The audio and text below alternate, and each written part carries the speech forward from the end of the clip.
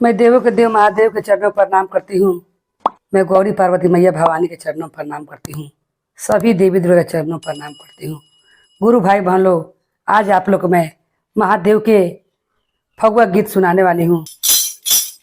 बम भोले बाबा कहवा रंगवला पागरिया, बम भोले बाबा कहवा रंगवला पागरिया, कहवा रंगवला पागरिया, कहवा रंगवला पागरिया, बम भोले बाबा कहवा रंगवला पागरिया।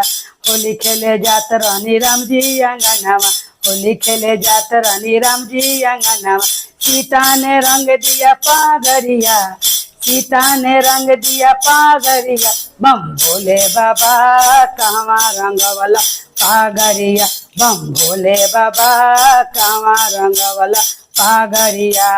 होली खेले जात रानी विष्णु अंगनावा, होली खेले जात रानी विष्णु अंगनावा। लक्ष्मी ने रंग दिया पागरिया, लक्ष्मी ने रंग दिया पागरिया, बम भोले बाबा कहवा रंगवला पागरिया, बम भोले बाबा कहवा रंगवला पागरिया। होली खेले जात रानी कृष्णा अंगनावा, होली खेले जात रानी कृष्णा अंगनावा।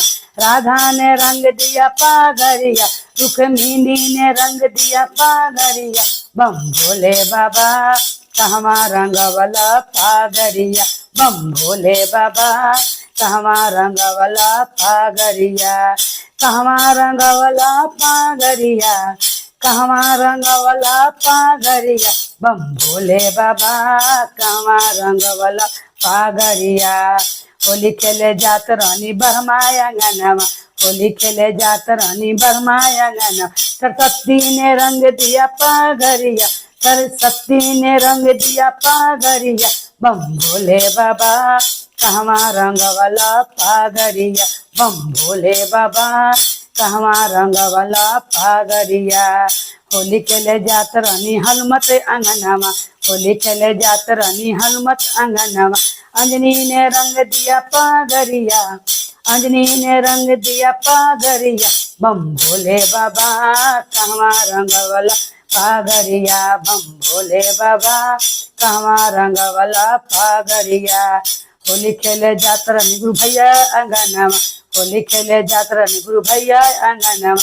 शिष्यन ने रंग दिया पागरिया, सब शिष्यन ने रंग दिया पागरिया, बम भोले बाबा कहवा रंगवला पागरिया, बम भोले बाबा कहवा रंगवला पागरिया, कहवा रंगवला पागरिया, कहवा रंगवला पागरिया, बम भोले बाबा कहवा रंगवला पागरिया।